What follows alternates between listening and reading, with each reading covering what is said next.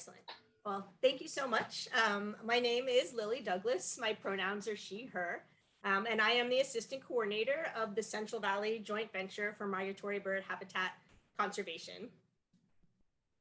And just a little about what I'm going to talk about tonight, a little bit of the history of the Migratory Bird Joint Ventures, an introduction to the Central Valley Joint Venture, some about our 2020 implementation plan, including some of our new approaches and bird groups, and some ways that you can help.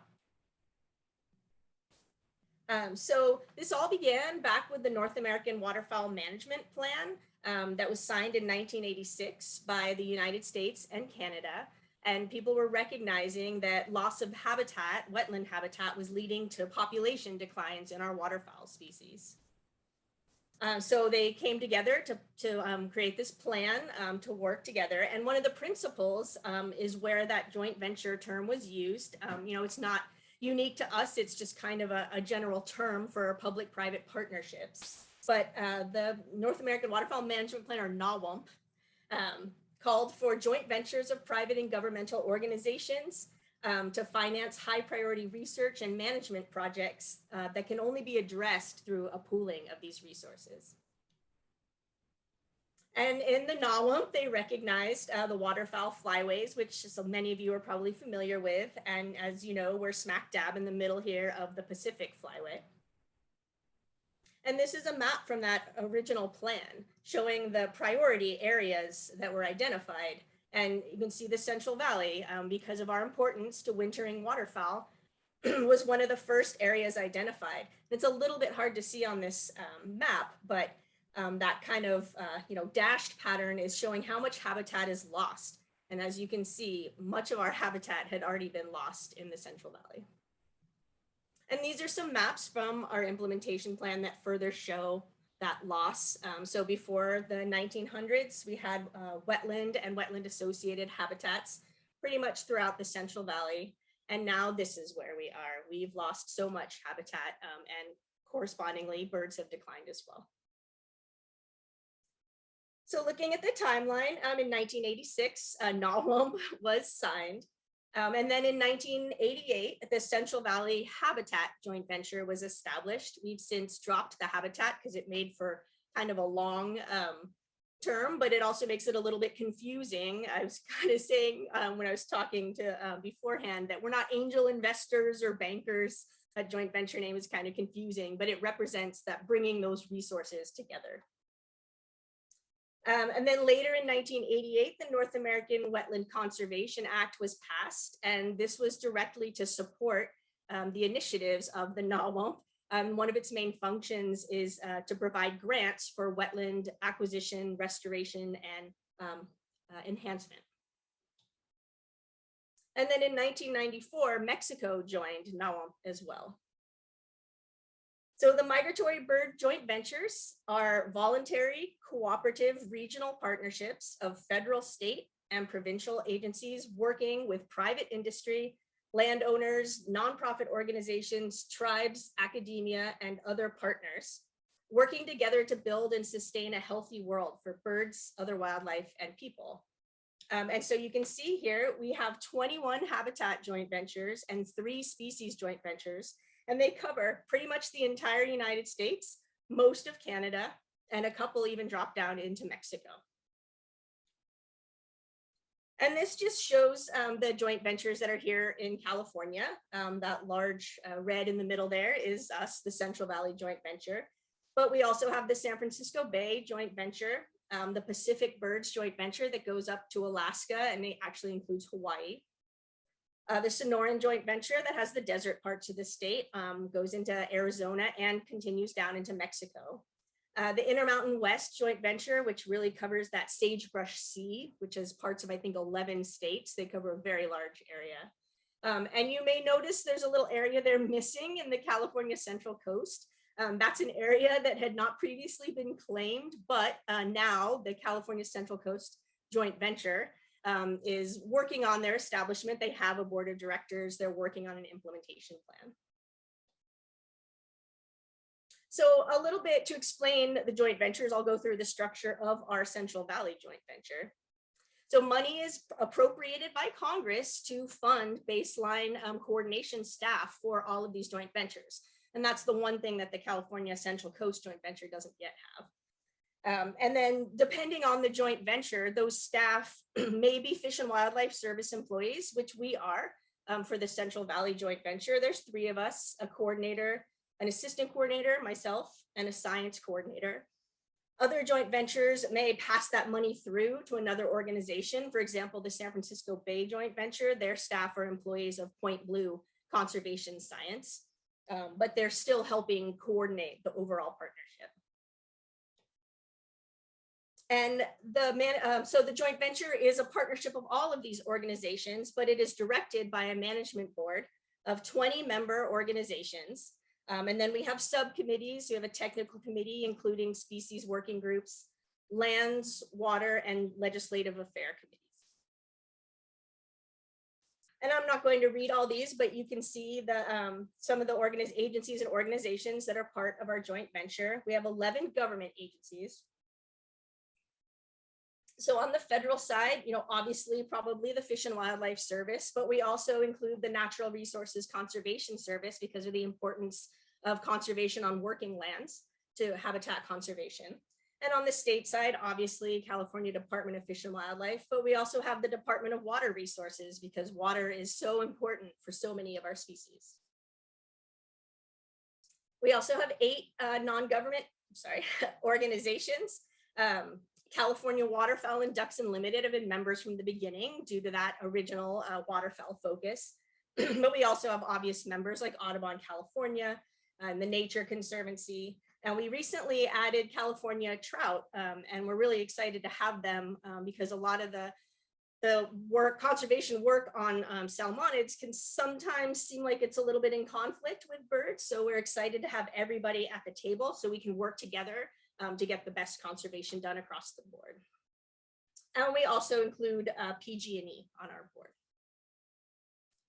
And so our overall mission as the joint venture, we work collaboratively through diverse partnerships to protect, restore, and enhance wetlands and associated bird habitats in accordance with conservation strategies identified in our implementation plan.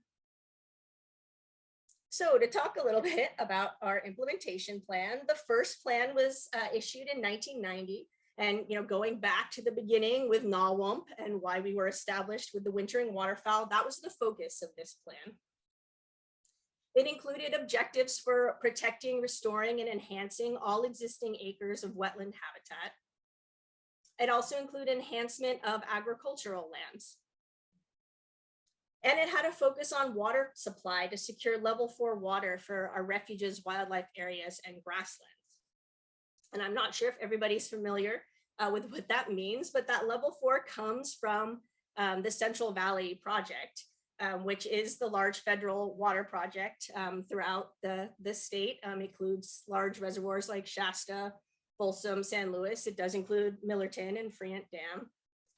And while the Central Valley project was primarily established for urban use and agriculture, it is also responsible for delivering water to our refuges and wildlife areas.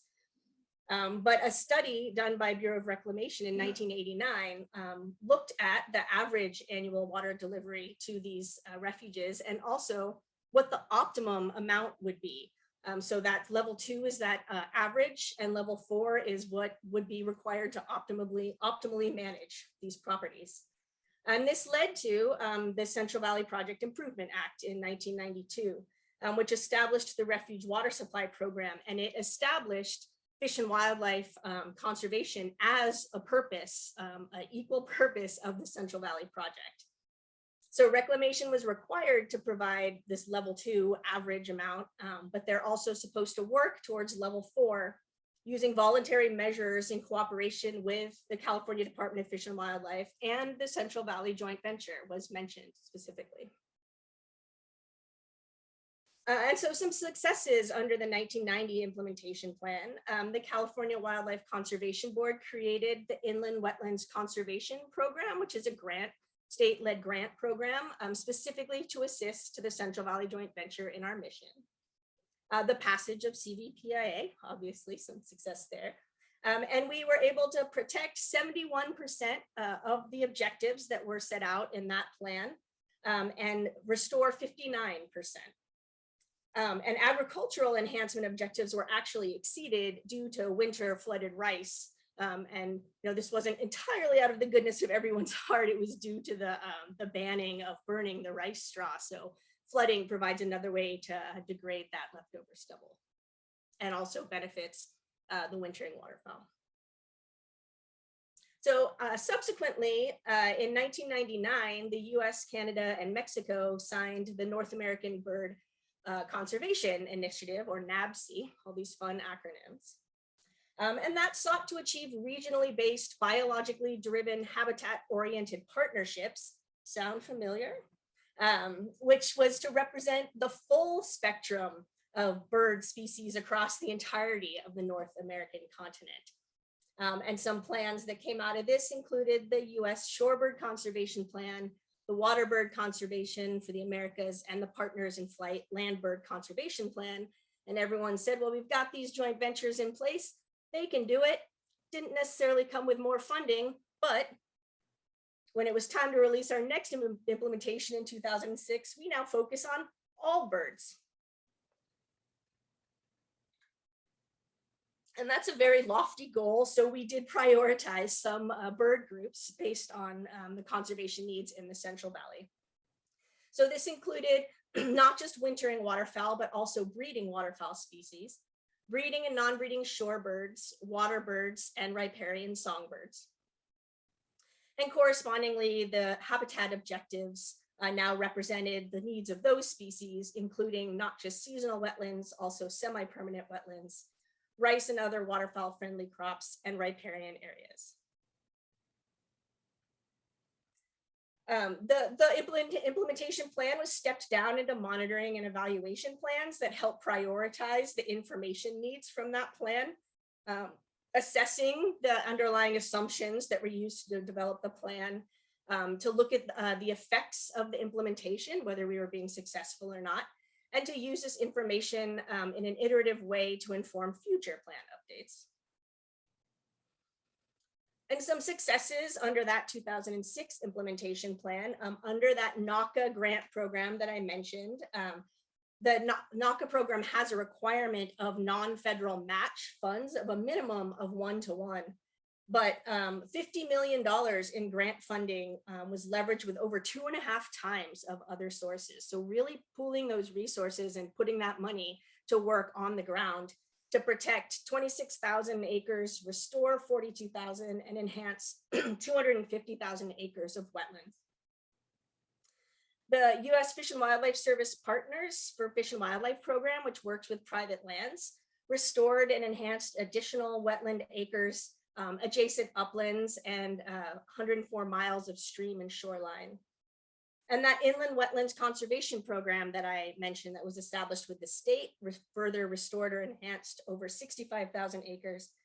And the natural resource conservation program also conserved over 32,000 acres and enrolled 20% of rice growing acres in their habitat enhancement program, which includes that flooding during the winter to provide the habitat when the majority of the birds are here. So this brings us to our 2020 implementation plan. It was released in March of 2021. We almost made it. But this plan was developed by, was guided by several new approaches.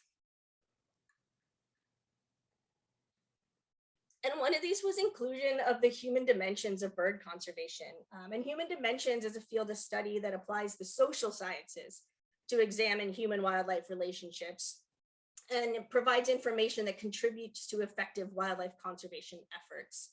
And when you look at how this applies to bird conservation, solutions to a lot of these conservation challenges may require changes in human behavior.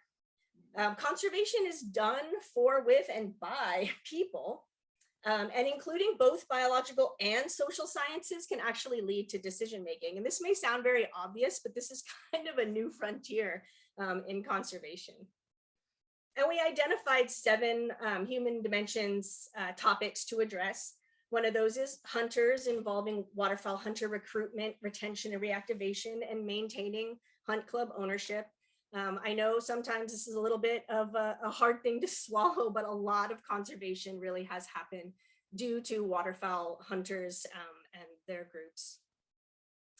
Working with farmers, how to engage and support them and relate, how we can explain how these efforts can both benefit birds and possibly them as well. Non-hunting recreationists, which is probably where most people on this call are from, but it also includes people that are not doing bird-centric. What are their attitudes towards wetlands and the wildlife, and how can we foster support among these wider groups? Looking at urban residents, their attitudes towards water, wetlands, conservation, and support for water allocations for wetlands birds. It can be very hard to be talking to people about conserving habitat for waterfowl when they're literally running out of water in their own town. Also ecosystem services, so the additional benefits that these ecosystems can provide, such as flood protection, pollination, recreation, and aesthetic appreciation. And environmental justice, empowering affected communities to protect their health and that of the local environment. We also have multiple benefits as an aspect of human dimensions, but also a focus on its own for this 2020 implementation plan. So these are land use projects that are designed to meet multiple uses: public safety needs, enhance ecological function, and improve habitat quality for fish and wildlife. So we can combine bird conservation with flood protection, food production, water quality, groundwater recharge, recreational opportunities. And in many cases, there might be multiple pots of money that are available coming from different sources to fund these larger projects if we can demonstrate multiple benefits. And we employed the strategic habitat conservation, which is an iterative process that evaluates the effectiveness of these habitat management actions. So once we do the action, we look at it, we monitor, we evaluate, we learn, and using an adaptive framework, we can modify it if something didn't work. And this allows us to maximize the benefits to bird populations while minimizing the costs. We learn from our mistakes or successes. And a scenario planning exercise was undertaken. And under this, it's found that two key drivers of conservation in the Central Valley are water availability and conservation opportunity.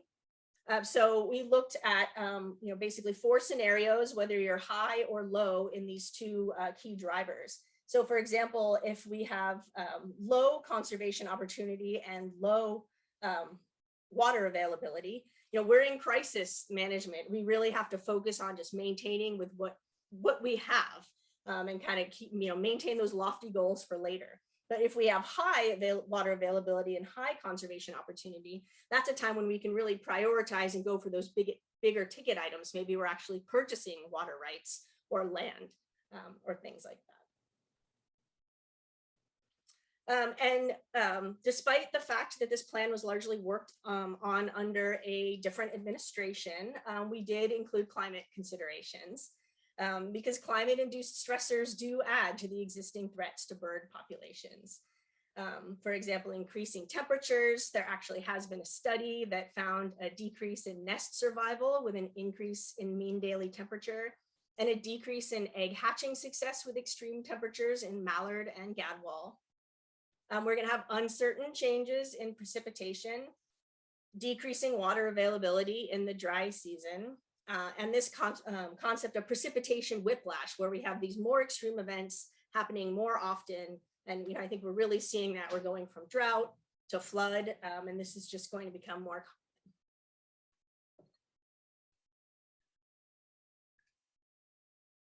And we modified our planning regions a bit, which won't necessarily mean a lot if you weren't familiar with our old plans, but I can show you the area that we're focusing on now. So we have our primary focus area, which is historically the area that we'd focus, which is really this valley floor. We have 5 planning regions containing 9 watershed basins. And splitting these into these different regions is helpful because there are different conservation challenges and opportunities throughout. these different regions. And we also clarified that, we do cover this larger area as the joint ventures kind of fit together like puzzle pieces to cover the whole country. And so our secondary focus area included new habitats for us, grassland and oak savanna, and provide us with new opportunities. We made a focus on technical documentation of the work that went into this plan. The plans have always been science-based, but for this round, we developed a conceptual framework for setting science-based quantitative population objectives. And the objectives for each bird group were published in peer-reviewed papers in a special issue of the San Francisco Estuary and Watershed Science. For the majority of the groups, the waterfowl objectives used existing sources and peer-reviewed publications. And we expanded our focus in this version of the implementation plan because of that secondary area. We now looked at objectives for breeding grassland and oak savanna birds, and then also a chapter that focuses on at-risk species. So now I'm going to go through our multiple bird groups. I might go a little fast because otherwise I tend to run out of time, but hopefully there'll be time for questions if you need me to go back on anything in these groups. So the non-breeding waterfowl, our original focus as a Central Valley joint venture, because the Central Valley does support the largest concentrations of non-breeding ducks, geese, and swans in the world. 60% of the Pacific Flyway's waterfowl winter in the Central Valley, 1/3 of all northern pintail in North America, nearly the entire continental populations of Thule white-fronted goose and Aleutian cackling goose, and additional birds that are staging on their way farther south. And the long-term goal of the objectives and the plan are to guide regional efforts to create landscape conditions necessary to support abundant and resilient duck populations at levels that support hunting and other uses and consistent with that original NAWAMP. And this is a big ugly table and I apologize, but just to kind of show what we have, the objectives vary between planning region, and we have objectives for wetland restoration, 2 types of wetland enhancement, both enhancing and maintaining the function of those wetlands and also enhancing the food and energy production value of those wetlands. An increase in water supplies, even though we had that success under CVPIA, we still need water. And also objectives for agricultural habitats. So the NAWAMP itself has population objectives on the continental scale that are stepped down to the Central Valley, and that was published in a separate paper. And populations are limited by the availability of food energy. So basically habitat plus the productivity of that equals ducks, basically. We employed the TrueMet bioenergetic model, and I don't want to get too far into the details on this, primarily because it is not my strong point. But just to kind of look at, so the supply and demand of that energy on the landscape. So the demand is represented by the population objectives we have and their energetic needs. And then that's the orange line. And then the blue line shows the supply that's available. And you can see that that varies throughout the season. So on the left in the Sacramento planning region, you can see that we actually do have the supply to support the population numbers that we would like in the planning region. However, in the Tulare Basin, possibly not a surprise to everybody, by starting at about January there, the supply is actually dipping below the demand. So we would not be able to meet those population objectives unless we're able to raise those habitat and energy on the landscape. And then looking at breeding waterfowl, management really has largely been focused on non-breeding waterfowl, with the flooding happening in the fall and winter and then being drained off, leaving very little on the landscape for our breeding ducks. And breeding waterfowl have additional requirements. They need semi-permanent wetlands, that summer water for foraging, brood rearing, and wing molt, and nearby upland habitat for nesting. And our locally nesting duck populations are actually at or near all-time lows. It was kind of this hidden thing that was happening while everyone was celebrating our success with the wintering waterfowl. We were kind of ignoring our poor breeding birds. So we chose focal species for our plan. At least 10 species of waterfowl nest in the Central Valley. Big surprise, the Canada goose does not need any help. Probably just go to your local golf course. And they are not considered to be habitat limited, so we do not have objectives for the Canada goose. But the focal species we chose are the mallard, gadwall, and cinnamon teal.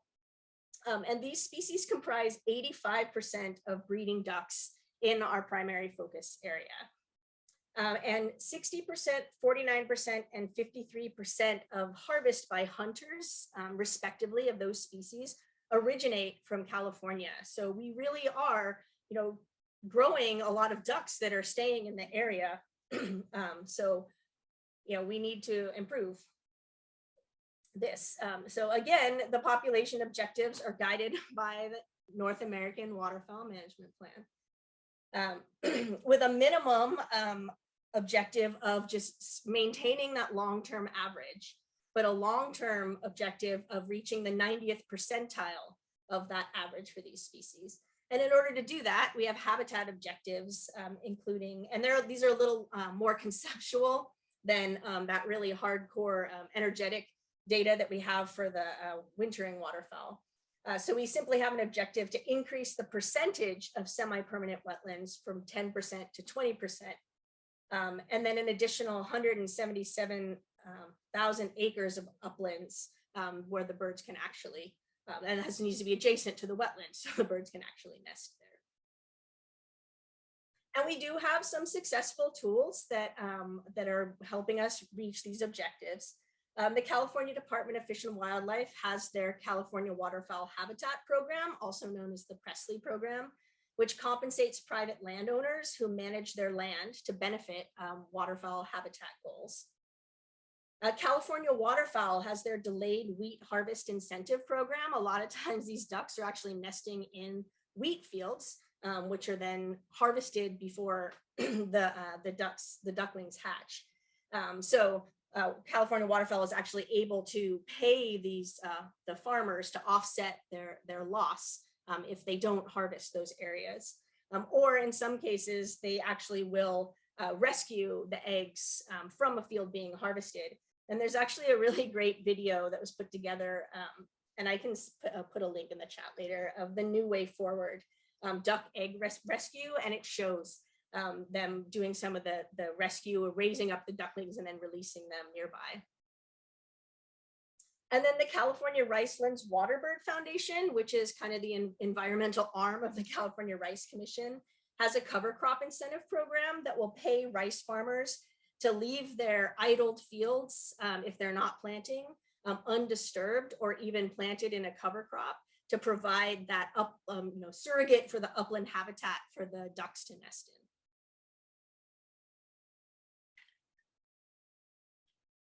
in. Our next group are the non-breeding shorebirds. And again, the Central Valley is one of the most important regions for migrating and wintering shorebirds, supporting up to 500,000 of shorebirds each year. And it's of primary importance for 9 species that are assessed in shorebird conservation plans. And there's been about a 50% decline in abundance of these species from pre-1900 levels. And so our population objective, because there's been about a 50% loss, hey, let's bring it back. Our long-term objective is to double the baseline population sizes. And the habitat objectives include, there's specific habitat requirements that these birds require for foraging, which is open water, but it has to be less than 4 inches deep and flooded from July 1st to May 15th. However, similar to those wintering waterfowl, a bioenergetics modeling approach was used. And so again, the orange is representing the population objective, and then the blue is representing the current conditions. So actually for much of the year, we have enough habitat, but you can see we have a little bit of a problem on those 2 shoulder seasons there. in the spring and fall, where water is being taken off fields or let on later. And so we're not able to meet those objectives with the current conditions. But some successful tools, the Natural Resources Conservation Service Waterbird Habitat Enhancement Program will compensate landowners to flood up early or draw down late to kind of focus on those shoulder seasons. The Nature Conservancy has its bird returns program that compensates landowners who provide habitat during the spring and fall. But the amount, location, and timing actually varies by year. They sometimes describe it as pop-up habitat, depending on who's willing to enroll in the program that year. And then the California Ricelands Waterbird Foundation has their Bid for Birds, which is modeled after this bird returns program. As far as breeding shorebirds, as we talked about, the Central Valley has lost over 90% of its former wetlands. These breeding shorebird species require wetlands or flooded rice fields, again, in the summer when water is harder to come by. We selected 3 focal species, the black-necked stilt, American avocet, and killdeer. And that's because these species are common and widespread enough to be useful for evaluating our management and enhancement. And so the population objectives, I'm going to walk you through this chart. This is the framework that was established in that technical documentation, and we'll use it for a few more bird groups. So I'll just try to walk you through it, hopefully not too quickly, but you can see our species on the left side, and then across the top, we have our different planning regions. And we have our current status, and then a representation of our objectives. So the first in the legend, the first 5 colors represent population sizes. So going from unknown, very small, up to large. And then the last 3 are population status. So we're either resilient, we're declining, or we're stable. So you can see that, for each of these species, we have an estimate of the population size by planning region, except killdeer. We don't really know their numbers by planning region, but we do know that they're just steeply declining in general. But then as you look at the objectives, you can see our goal is to have a viable population for each species in each planning region, which would give us a large population Central Valley wide, and that would be a resilient blue population. So in order to meet these population objectives, we have habitat objectives, which is semi-permanent wetlands available during the peak breeding season. But we also have density objectives. So if densities are greater than what we maybe expect or the average, this could actually reduce the habitat. So if there's higher value habitat, we actually would require less of it in order to meet those population objectives. For breeding and non-breeding waterbirds, we have guidance from existing plans. I showed the North American Waterbird Conservation Plan, and there's a Coastal California Waterbird Conservation Plan. We have 10 focal species, which are kind of an interesting mixed bag here. You'll see we have things from eared grebe to sandhill crane, American white pelican, white-faced ibis. So our population objectives are a little more conceptual again for these species. We're looking to double the current population of most of them, triple some of the species with small numbers like eared grebe or forester's tern. However, white-faced ibis we can maintain. They're doing a lot better since we don't have DDT anymore. And in fact, sometimes they can even have a negative effect on some other species. And our habitat objectives reflect the needs of this mixed bag of species. So again, it's a mixed bag of habitat, semi-permanent wetlands, riparian forest near foraging habitat where those colonial waterbirds can nest, summer flooded seasonal wetlands, winter flooded seasonal wetlands, and then post-harvest flooded agricultural crops. That corn's there, especially for our sandhill cranes. And there are different needs depending on species. Both eared grebes and American white pelicans need open water, but they may need different depths to support their life history. We also have breeding riparian landbirds.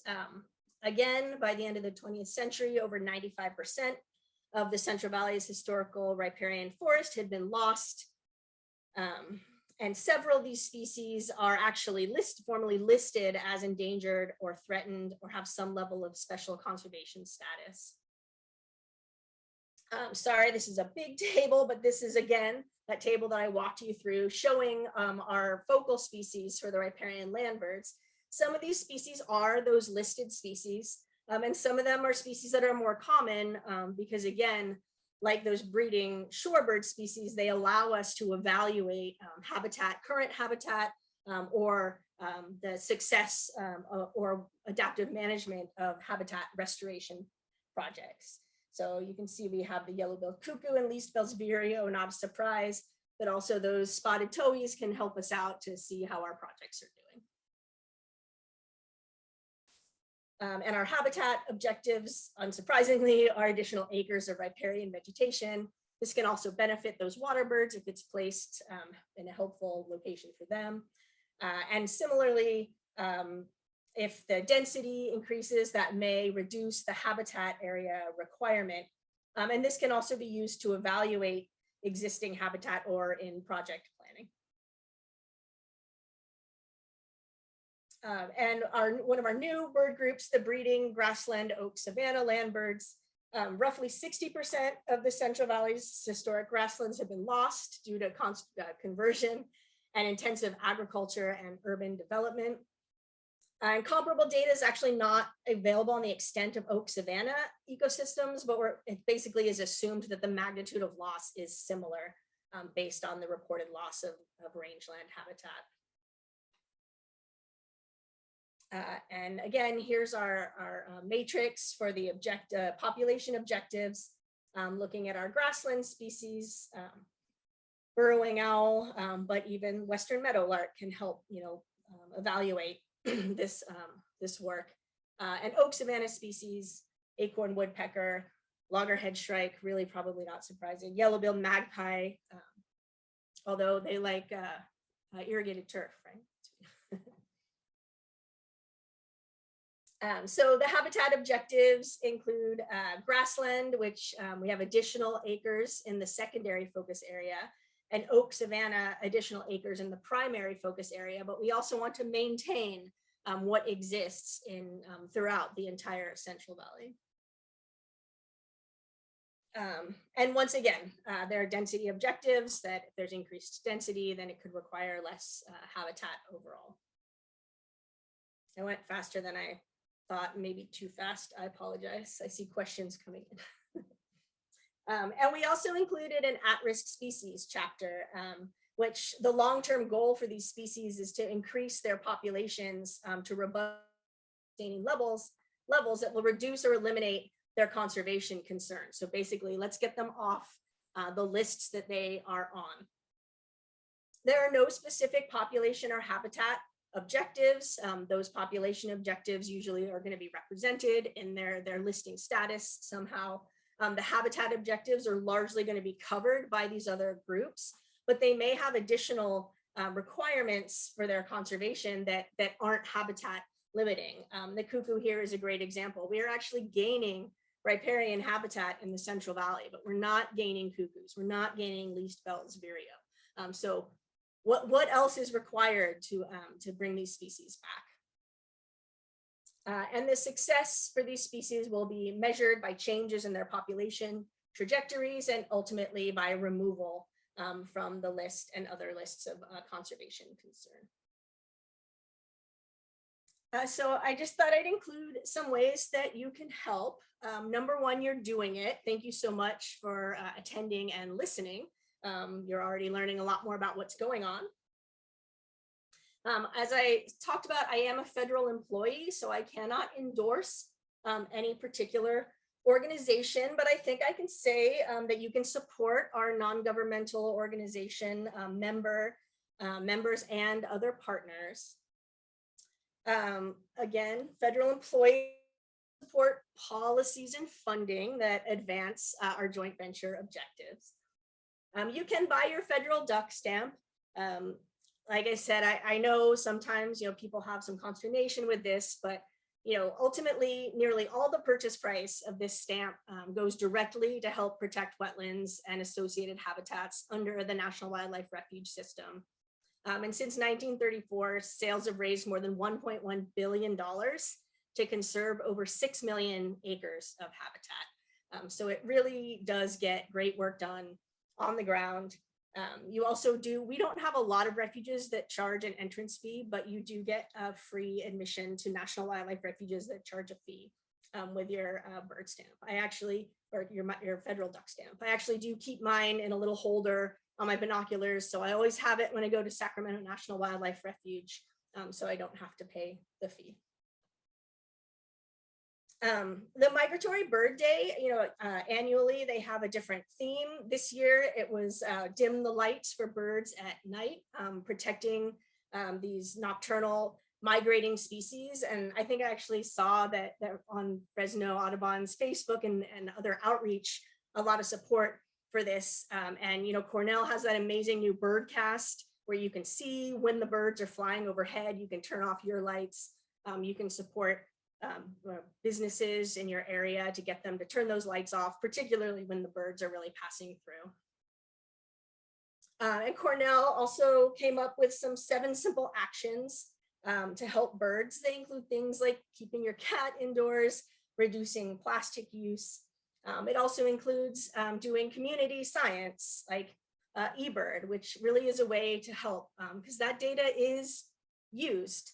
And one example, and kind of a, in closing, last year a paper was released that Audubon looked at landbird migration in the Central Valley. And, really the Central Valley has so historically been known for the wintering waterfowl spectacle. But looking at this landbird migration, they actually utilized eBird data. So if you entered an eBird list in the Central Valley in the past, few years, you're in here. And they found that, upwards of 62 million birds are passing through or using the Central Valley in the fall, 48 million birds in the spring. And this includes 59% of all tree swallows in the world and 80% of Lawrence's goldfinches in the world. So the Central Valley is really important. And I hope everyone does their part. And with that, I can take some questions. I went a little fast, I apologize.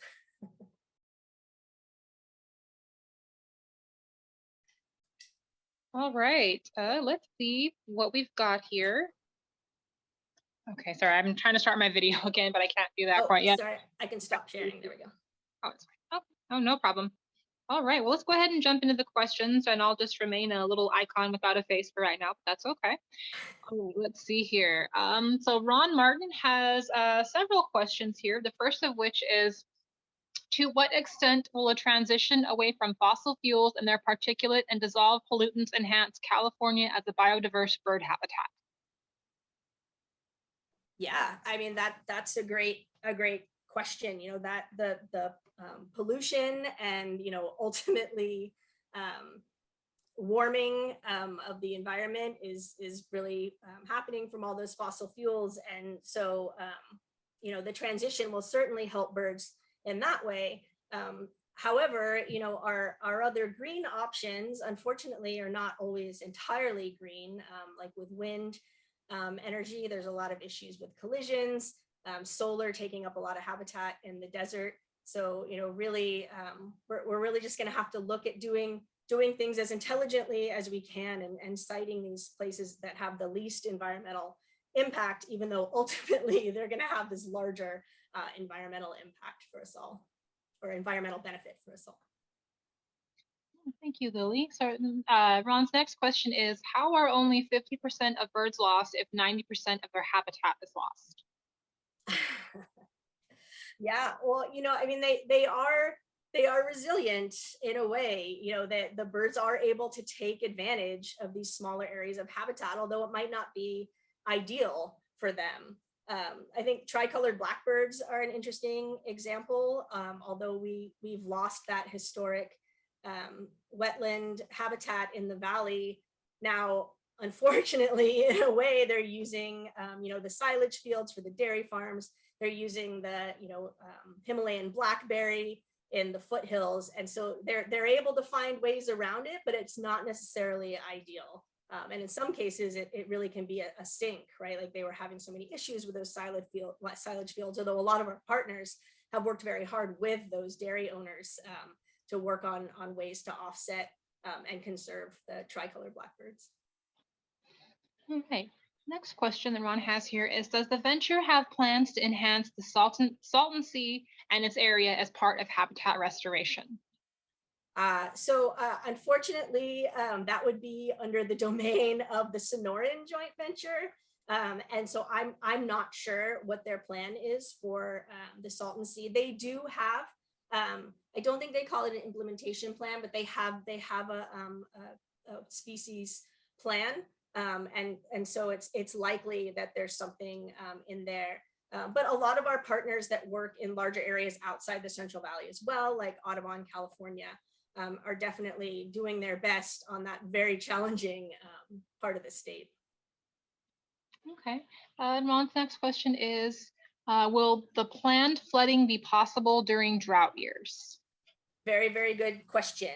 We actually currently have bi-weekly meetings talking exactly about that. It's certainly a challenge. I talked about the Central Valley Project, and the CVPIA said that these refuges are supposed to get at least that level 2 amount of water, but they don't. In critically dry years, they get 18% of that.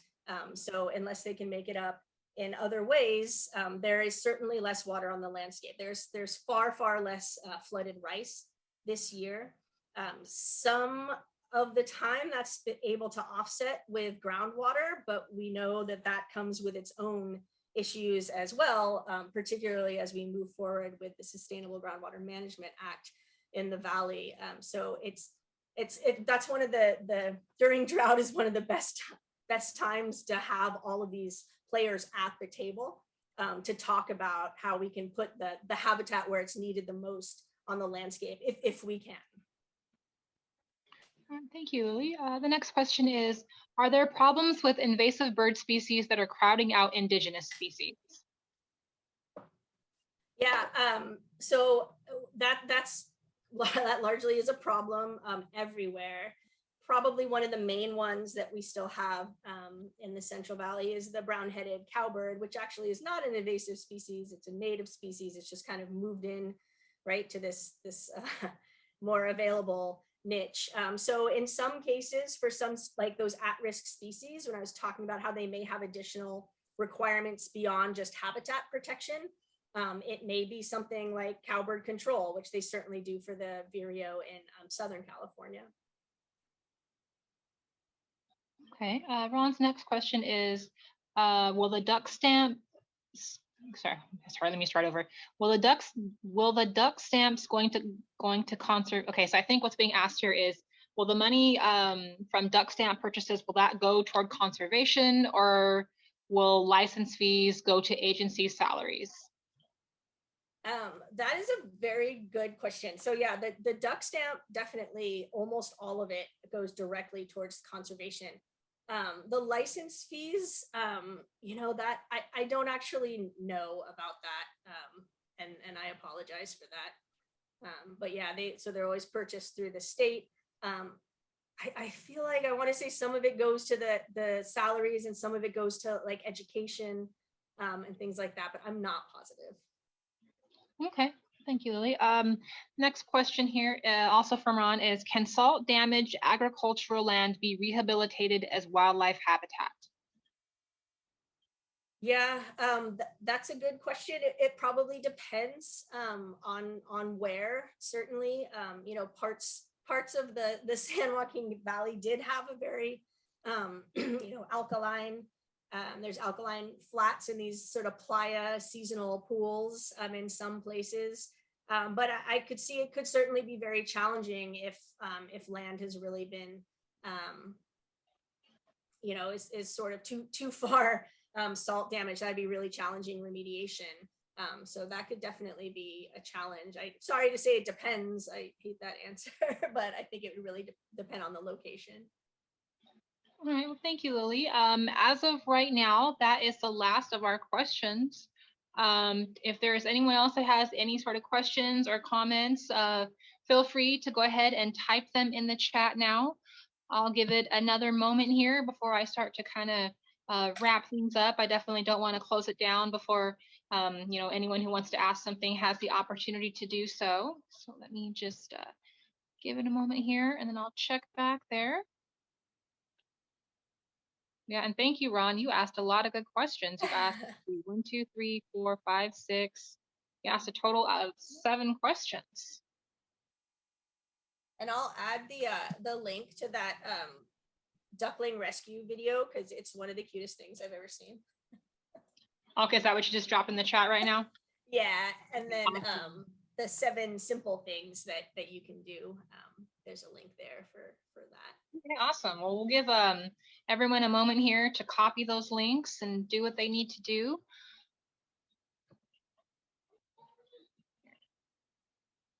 Okay. All right. Well, I'm not seeing any other questions pop in, so I'm going to kind of start winding this down. So thank you again, Lily, for the wonderful presentation, and thank you so much to everyone who attended. We certainly appreciate it. If you're not already, please follow Fresno Audubon on social media. We're on Facebook, Instagram, and Twitter. We have also relaunched our YouTube channel. Definitely check that out. If you either want to view this presentation again or know someone who missed it and would like to view it, or if you've missed any recent general meeting presentations, we have all those posted on our YouTube channel, so feel free to check it out there. Our next general meeting is scheduled for July 12th. Our speaker will be Jack Jeffries, who will be talking to us about the birds of Hawaii. So that should be a really exciting presentation. So stay tuned for an announcement for that event and links to registration. And with that, have a great remainder of your week and stay safe out there, everybody. Thank you again so much for joining us. All right, thank you, Lily. Thank you.